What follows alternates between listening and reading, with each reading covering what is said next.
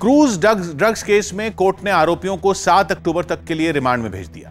मुंबई की किला कोर्ट में एनसीबी की तरफ से बताया गया कि आरोपियों से मिली जानकारियों के आधार पर अभी लंबी जांच की जानी है, जिसके लिए जांच एजेंसी लगातार छापेमारी कर रही है। क्रूज पर चल रही जिस पार्टी के दौरान छापेमारी हुई, उस पार्टी के कुछ वीडियो भी सामने आए। संगीत के शोर और जगमग रोशनी के बीच बड़ी संख्या में लोग पार्टी में झूमते हुए दिखे।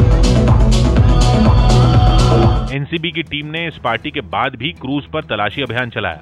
इसके अलावा आरोपियों से हुई पूछताछ के आधार पर एक ड्रग्स बेचने वाले की गिरफ्तारी का भी दावा किया गया। जांच एजेंसी के मुताबिक ड्रग्स पेडलर को पकड़ने के लिए एक जाल बिछाया गया। रात में वो खुद मोटरसाइकिल लेकर सप्लाई करने के लिए आया था और उसको एप्रेहेंड किया गया, पकड़ा गया, जिसके पास कमर्शियल क्वांटिटी के एमडीएम और अन्य पदार्थ मिले। और आरोपियों के मोबाइल फोन से भी कुछ ऐसी जानकारियां मिलने की बात सामने आई जो अहम सबूत साबित हो सकती हैं। और यही दावा एनसीबी ने कोर्ट में भी किया। जांच एजेंसी की तरफ से कोर्ट में खुद एडिशनल सॉलिसिटर जनरल पेश हुए, जिन्होंने कोर्ट में दावा किया कि अभी जांच में कई अहम राज सामने आ सकते हैं।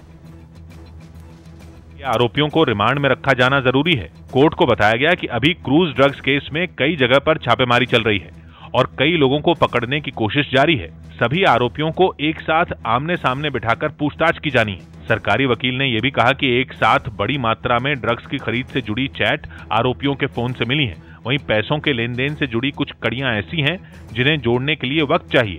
हालांकि ड्रग्स केस में आरोपी आर्यन खान के वकील ने एनसीबी के आरोपों पर सफाई दी और कहा कि उनके क्लाइंट के पास ड्रग्स की बरामदगी नहीं हुई, उनको केवल उस पार्टी में इनवाइट किया गया था। आर्यन के वकील सतीश मानशिंदे ने यह भी कहा कि उनके क्लाइंट का ताल्लुक न तो किसी आयोजक से है और न ही किसी ड्रग्स डीलर से।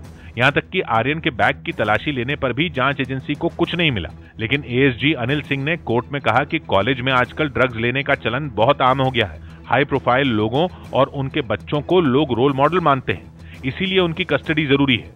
और कोर्ट में चली लंबी बहस के बाद आखिरकार आरोपियों को 7 अक्टूबर तक के लिए रिमांड में भेज दिया गया और अब तक ड्रग्स केस में गिरफ्तार आरोपियों की गिनती 8 हो चुकी है। सभी आरोपियों को कोर्ट ने 7 अक्टूबर तक के लिए रिमांड में भेज दिया।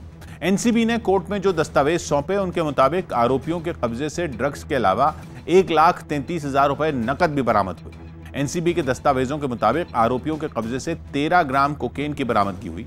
इसके अलावा 5 ग्राम मेफेड्रोन एमडी ड्रग बरामद हुए, जिन्हें बेहद खतरनाक ड्रग्स माना जाता है। इसके अलावा 21 ग्राम चरस की भी बरामदगी की जानकारी कोर्ट को दी गई और एमडीएमए की 22 टैबलेट्स की बरामदगी का जिक्र भी एनसीबी के दस्तावेजों में है।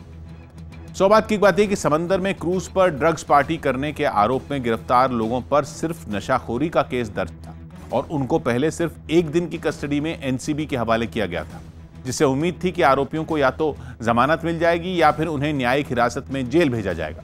लेकिन 1 दिन की रिमांड के बाद ही एनसीबी ने ड्रग्स बेचने के आरोप में एक आदमी को पकड़ा और दावा किया कि इनके तार कई ड्रग्स बेचने वालों से जुड़े हैं, जिसके बाद कोर्ट ने रिमांड 3 दिन के लिए बढ़ा दी।